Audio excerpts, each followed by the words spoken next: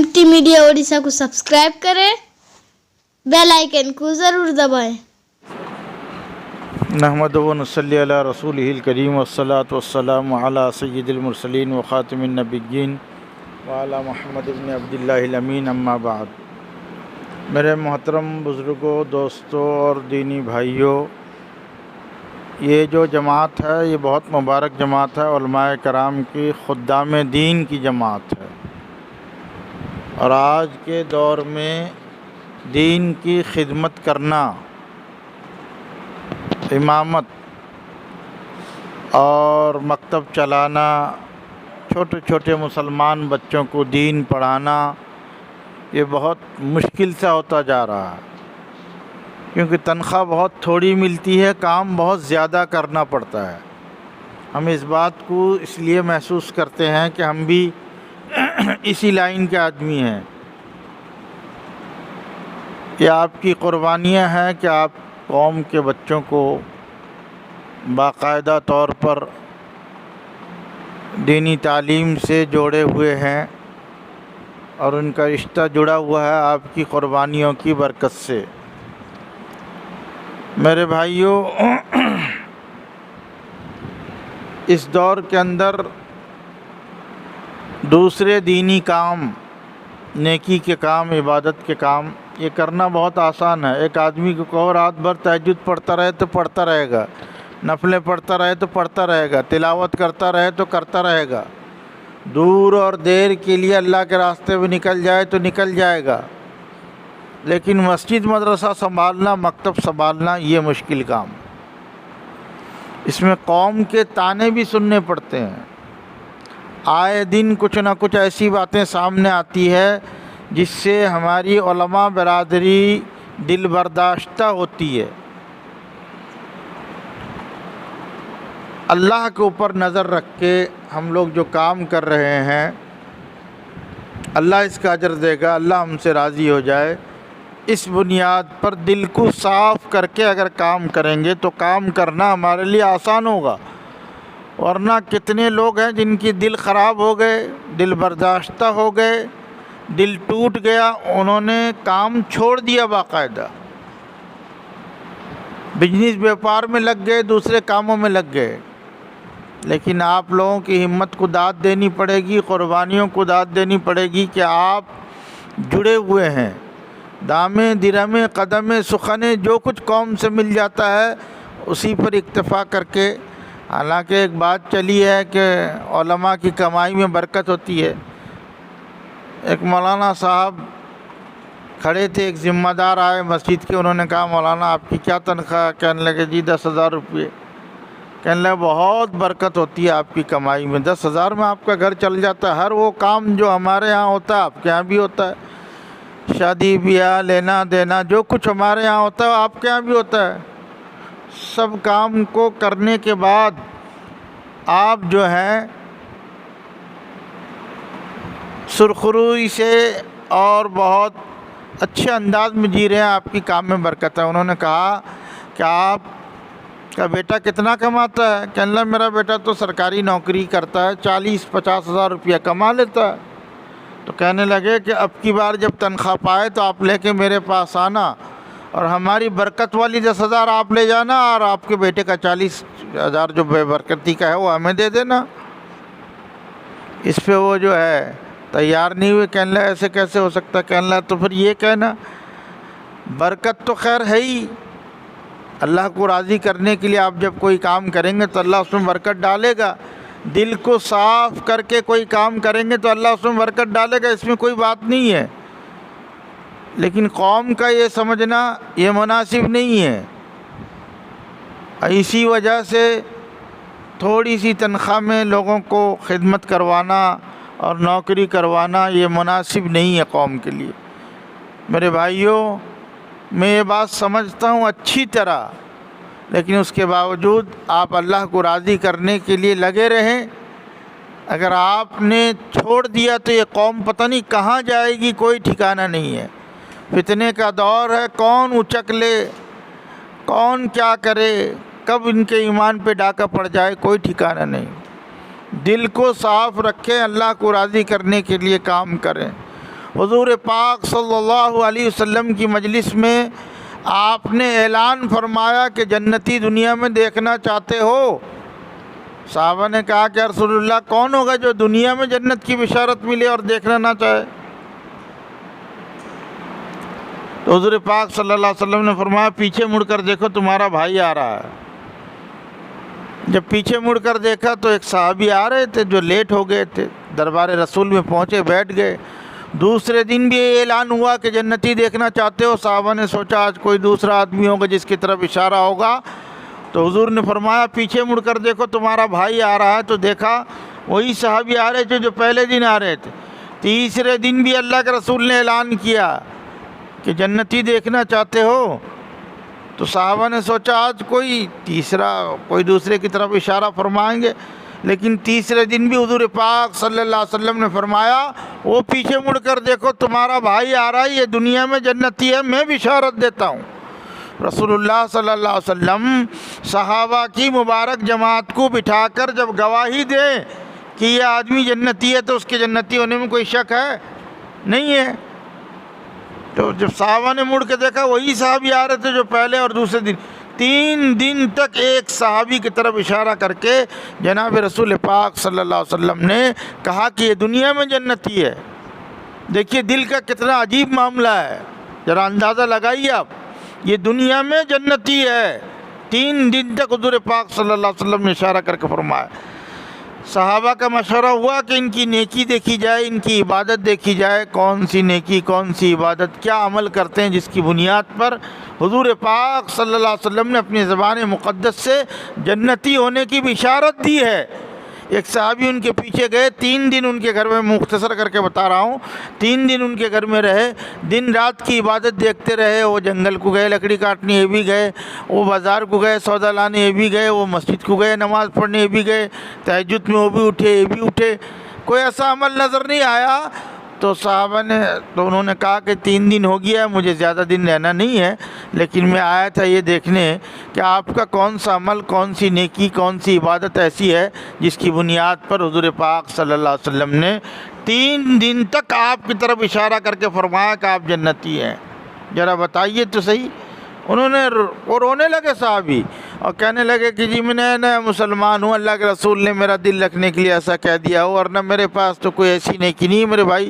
ایک نیکی ہے جس کو کوئی دیکھ نہیں سکتا، اور وہ نیکی یہ ہے کہ جب میں رات کو سوتا ہوں تو اپنے دل میں جھانک کے دیکھتا ہوں اللہ کے کسی بندے، کسی مسلمان بھائی کی برائی میرے دل میں تو نہیں آ گئی، الحمدللہ میں اپنے دل کو پاک اور صاف پاتا ہوں۔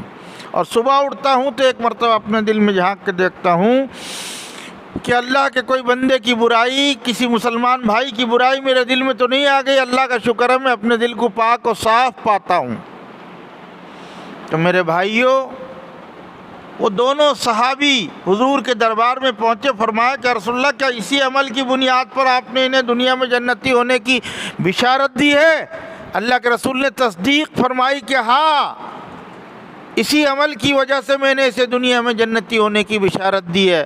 میرے پیاروں، میرے عزیزوں، قابل قدر علماء کرام، اچھی طرح اس بات کو غور کریں کہ دل کے صاف ہونے پر ایسی نیکی، نماز پر نہیں، روزے پر نہیں، عبادت پر نہیں، کسی اور قربانی پر نہیں، کسی اور عبادت اور نیکی پر نہیں، دل کے صاف ہونے پر اللہ کے رسول نے جنتی ہونے کی بشارت دی۔ کتنی بڑی بات ہے، دل کو پاک اور صاف رکھے امت کی طرف سے، آپ مقتدی ہیں اپنے مقتدیوں کی طرف سے، آپ علماء ہیں آپ عوام کی طرف سے، وارثین انبیاء ہیں رسول اللہ صلی اللہ علیہ وسلم کی امت کی طرف سے، دل کو پاک اور صاف رکھ کے خدمت کریں تو انشاءاللہ تعالی اللہ تبارک و تعالی اجر بھی عطا فرمائیں گے، دنیا اور آخرت کی زندگی میں عزت بھی عطا فرمائیں گے۔ ایک بات تو یہ رہی، دوسری بات یہ رہی کہ بھائی یہ جامعہ اشاعت العلوم جو ہم سب کی خدمت کرتا رہتا ہے، گاہے بگاہے علماء کرام کو، عوام کو، سب کو ساتھ لے کر چل رہا ہے، ہماری اور آپ کی ذمہ داری بنتی ہے کہ اس جامعہ کو زیادہ سے زیادہ مضبوط کریں۔ ہماری اور آپ کی ذمہ داری ہے۔ اتنے علماء کرام آئے ہیں، اگر سب اپنے اپنے علاقے کے اندر جامعہ کا تعارف کرائیں۔ میں ایک آدمی ہوں، یہاں سے لے کر جٹنی تک اللہ کا شکر ہے کہیں بھی آواز لگا دوں جامعہ اشاعت العلوم کے بارے میں، لوگ بڑھ چڑھ کے حصہ لیتے ہیں، بڑھ چڑھ کے حصہ لیتے ہیں، کہیں دقت نہیں آتی، کیونکہ ادارے نے کام کیا ہے، خدمت کی ہے۔ ساری خدمتیں ابھی مولوی افسر صاحب آپ کے سامنے گنوا کے چلے گئے کہ ایسی ایسی خدمتیں ہو رہی ہیں، کنویں بن رہے ہیں، ٹیوب ویل بن رہے ہیں، اور جو ہے مکان، کہیں پر مسجدیں، کہیں پر مکاتب، 50 مکاتب چل رہے ہیں کم از کم۔ اور اس کے علاوہ علماء کرام کو بلانا، بڑے بڑے اکابرین کو بلانا، اللہ والوں کو بلانا، ان کی زیارت کرانا، ان کی نصیحتیں سننا، گونا گو خدمات ہیں۔ صرف ادارہ نہیں ہے، ایک مشن ہے باقاعدہ امت کے اندر۔ امت کی خدمت کے لیے یہ ادارہ ہر وقت، ہر گھڑی، ہر آن کھڑا ہوا ہے۔ ہماری اور آپ کی ذمہ داری بنتی ہے ادارے کا اپنے اپنے علاقے میں تعارف کرائیں اور امداد بھی کرائیں۔ ہر آدمی اگر چاہے گا کہ میرے علاقے سے 10، 5، 20 ہزار روپیہ ادارے کو پہنچ جائے تو کوئی بڑی بات نہیں ہے۔ ہر بستی میں 200، 300، 100، 50 گھر مسلمانوں کے ہوتے ہیں۔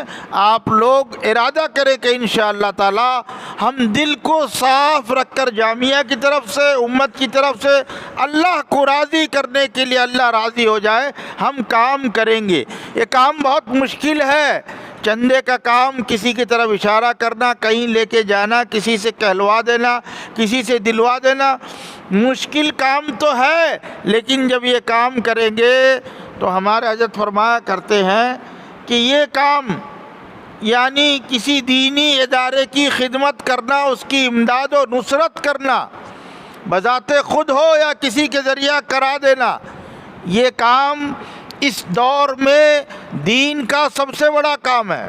مجھے ایک مرتبہ 3 دن کے لیے ہمارے حضرت نے مولانا علی میں نور اللہ مرقدہ کی خدمت میں بھیجا رائے بریلی، کہا وہاں رہو۔ میں 3 دن رہا۔ تیسرے دن مولانا علی میں صاحب نے کہا فلت سے جو مہمان آئے تھے چلے گئے؟ کہ نہیں حضرت ہیں، بلایا۔ میں تھا، ایک آدمی اور تھے، ضعیف آدمی تھے، مدرسے کے چپراسی تھے، ان کے ساتھ مجھے کلکتہ آنا تھا۔ بلا کے سامنے بٹھایا، حضرت مولانا علی میں نور اللہ مرقدہ۔ مجھے علماء کے بیچ میں تعارف کرانے کی ضرورت نہیں، آپ جانتے ہوں گے کتنے بڑے عالم دین ہیں۔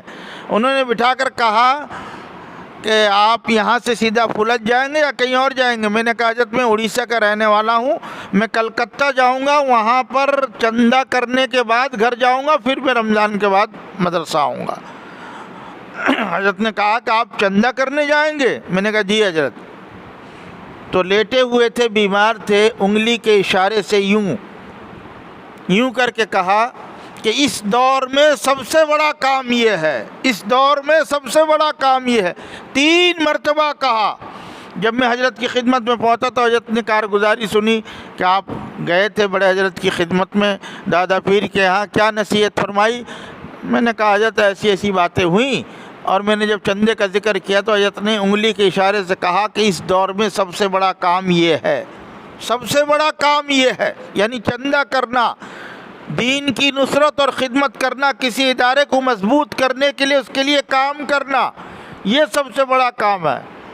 تو میرے حضرت نے فرمایا، حضرت نے اس لیے اس کو بڑا کام کہا ہے کیونکہ اس کام میں عزت نفس کو داؤ پر لگانا پڑتا ہے، اپنی عزت کمانی پڑتی ہے۔ بہت پرانے تعلقات ایک مالدار آدمی سے ہے، آپ 5-10 مرتبہ کسی مدرسے والے کو لے کے چلے جائیے، اس کا چہرہ اتر جاتا ہے، تعلقات خراب ہو جاتے ہیں، لیکن آپ اس کا مائنڈ واش کیجئے، دیندار بنائیے، اس کے پاس بیٹھیے، اس کو بتائیے اہمیت کیا ہے دین کی خدمت کی۔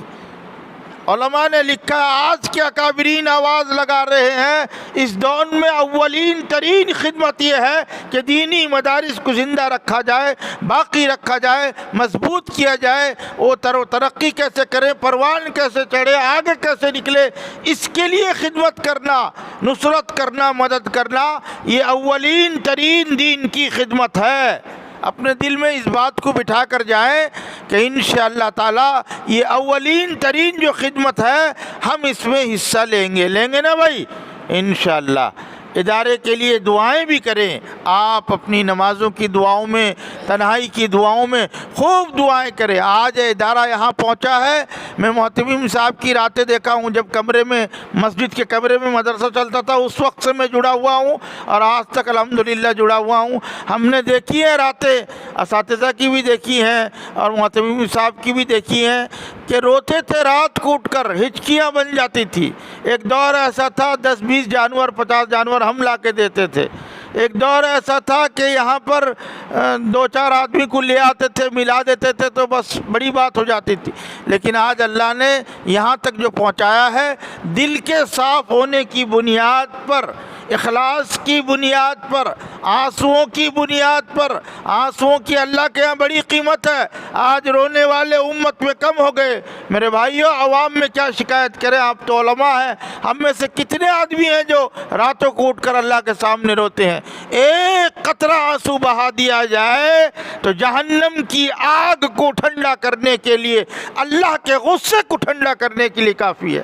ہم کبھی ایک قطرہ آنسو بہا کر دیکھیں کتنا دل کو سکون اور عافیت اور جو ہے چین ملتا ہے دل کو. یہ رونا اللہ کے ہاں بڑی عبادت ہے. صحابہ روتے تھے, اللہ کے رسول صلی اللہ علیہ وسلم بخشائے معصوم عن الخطا ہونے کے باوجود اتنا روتے. ماں عائشہ فرماتی ہیں کہ حضور اس قدر روتے تھے کہ آپ کے رونے کی آواز ایسی ہوتی تھی جیسے کوئی ہنڈیا پک رہی ہو آگ کے اوپر, کھدے لگنے کی آواز, خد ہو کر آپ رویا کرتے تھے. ایک مرتبہ تو حضور پاک صلی اللہ علیہ وسلم تہجد میں اٹھے اور نماز پڑھی, اس کے بعد اتنا رونا شروع کیا, ہچکیاں بند گئی, اتنا روئے. اما عائشہ فرماتی ہیں مجھے گمان ہوا کہ حضور کا روتے روتے دم نہ نکل جائے اور آج میں بیوہ نہ ہو جاؤں. اندازہ لگاؤ میرے بھائیو, اللہ کے سامنے رو, گڑ گڑاؤ. اس ادارے نے آپ کا خیال کیا ہے, ہماری اور آپ کی ذمہ داری ہے ہمارا خیال کیا ہے. اس لیے ہماری اور آپ کی سب کی ذمہ داری بنتی ہے کہ یہ ادارہ کس طرح الحمدللہ ترقی تو روزانہ کر ہی رہا ہے, اور آگے بڑھ جائے, اور زیادہ خدمت اسے کرنے کی توفیق اللہ تعالیٰ مرحمت فرمائے. اس کے لیے ہمیں کام بھی کرنا ہے, محنت بھی کرنی ہے, دوڑ بھاگ بھی کرنی ہے, اور اللہ کے سامنے رو کر دعائیں کرنی ہے. دل کو صاف رکھ کے کام کریں گے انشاءاللہ اللہ راضی ہوگا. اللہ سے امید ہے کہ ادارے کا تعارف تو ہو ہی چکا ہے, اور کیا آپ تو علماء کرام ہیں, آپ کے سامنے کیا ہے. بس صرف آخری درخواست یہی ہے کہ رمضان المبارک کے مقدس مہینے میں ہو, جلسے سے موقع سے ہو یا کوئی اور موقع سے ہو, جب بھی ادارہ آپ کو آواز دے, آپ دام درم قدم سخن ان کی مدد کے لیے, نصرت کے لیے, خدمت کے لیے, قربانی دینے کے لیے آپ تیار رہیں. اللہ تبارک و تعالیٰ آپ کو اجر عظیم عطا فرمائے گا. یہ کوئی اجر کے طور پہ, اجرت کے طور پہ نہیں دیا جا رہا ہے, بلکہ صرف جوڑنے کے لیے. آپ علماء کرام ہیں, آپ کی ضرورتوں کو محسوس کر کے ادارے نے یہ کام کیا ہے, لیکن یہ اجرت نہیں ہے. یہ آپ کے لیے نہیں ہے کہ صاحب یہ دیا تو آپ کو یہ دینا پڑے گا. کوئی دے یا نہ دے, دین کی اولین ترین خدمت اس وقت دینی مدارس کی امداد ہے. ہم اس کے لیے تیار رہیں گے انشاءاللہ. اللہ تعالیٰ کہنے سننے سے زیادہ سمجھ کے اور عمل کی توفیق عطا فرمائے. وما علینا الا البلاغ.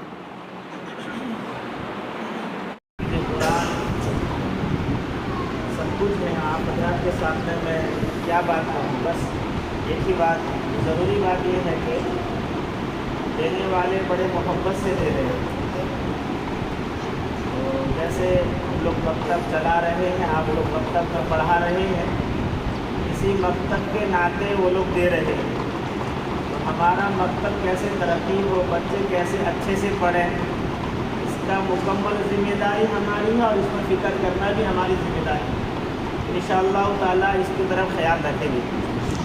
اور دوسری بات یہ ہے کہ اس سے پہلے میں بتایا تھا کہ مکتب والے انہوں نے کچھ سامان دیا تھا, جس میں سے وہ کیٹیگری کے اعتبار سے دیے تھے کہ جو اول مکاتب کے گروپ والے تھے ان کو اتنا کر دینا, اور دوم والے کو اتنا کر دینا, اور سوم والے کو اتنا کر دینا. تو بعد میں خود اس میں خلجان رہا, مجھے پریشانی رہا ये सब आएंगे और किसी का 1000 वाला होगा, किसी का 1500 वाला होगा, किसी का 2000 वाला होगा। तो मैंने एक साहिब खैर से बात किया कि इस तरह का कुछ रकम मेरे पास है, अगर आप चाहें तो सबको बराबर सराबर कर दें, ताकि किसी की कमी बेशी रमज़ान मुबारक के बाबरकत वाले महीने में न रहे। अल्हम्दुलिल्लाह उन्होंने अपनी तरफ से मुझे रकम दी और कहा मौलाना सबका बराबर शराबर कर दीजिए। और मकतब वाले पैकेज कम दिए थे बेचारा, उसमें अभी जो दिया आप लोगों को उसमें अपना मिलाया, बड़ी मोहब्बत से मिलाया और बड़े प्यार से, इतना मोहब्बत से वो दे रहा है। शायद मेरे ज़िंदगी में मैंने इतना मोहब्बत भरे अल्फाज में, इतने मोहब्बत से किसी को देते हुए नहीं थे, बड़ी मोहब्बत से। मौलाना उलमा इकराम तक पहुँचा देना, उनको मेरा सलाम कह देना, मेरे लिए दुआ की दरख्वास्त कर देना। तो अल्हम्दुलिल्लाह जो पहले बात हम लोगों ने कहा था कि ऊँच नीच हो के, अल्हम्दुलिल्लाह किसी के लिए ऊँच नीच नहीं है, हालांकि हमारे मकतब वालों की तरफ से नहीं है, लेकिन वो दूसरे आदमी ने सबको बराबर सराबर कर दिया है। इसलिए आप लोगों से गुजारिश है कि उसके लिए भी दुआ करें। अल्लाह तबारक व तआला देने वाले दिलाने वाले दोनों को कबूल कर ले। अल्लाह तबारक व तआला सबके लिए आफियत का मामला फरमाए। बस इसी पर अपनी बात को ख़त्म करता हूँ। जो हजरात मकतब का इम्तिहान नहीं कराए वो मौलाना अफसर से बिल्कुल राब्ते में रहें, या तो फिर मौलाना, अभी मैं इससे पहले ही मौलाना अफसर साहब को बोला था कि देते वक्त आप रिपोर्ट ले लीजिए, इनका इन मकतब वालों का इम्तिहान बाद में होगा। उन्होंने कहा कुछ रिपोर्ट पहुँच चुके हैं, लेकिन अभी इंशाअल्लाह ताला मैं मुकम्मल कोशिश करूँगा कि रमज़ान से पहले मकातिब वालों का रकम दिया जाए। अल्हम्दुलिल्लाह इससे पहले भी बताया था, वो कुछ मकतबों को वालों को 1000 कर दिए हैं, कुछ को 750 कर दिए हैं। तो इंशाअल्लाह ताला मैं रमज़ान से ईद से पहले देने की मुकम्मल कोशिश करूँगा किसी भी तरह। तो इंशाअल्लाह ताला आप लोग जो आएंगे उसका रिपोर्ट ज़रूर लाएंगे, रिपोर्ट देंगे तो इंशाअल्लाह ताला फिर दरमा मौलाना अफसर साहब देंगे। छोटा सा इदारा है हल्दर, तो इसके लिए भी दुआ करें, इसका भी ख्याल करें। मुशर्रफ को दिया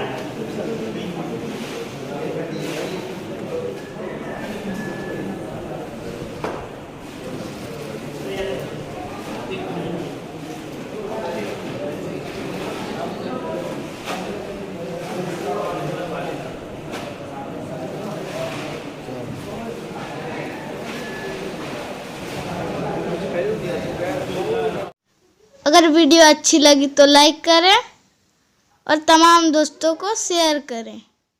शुक्रिया।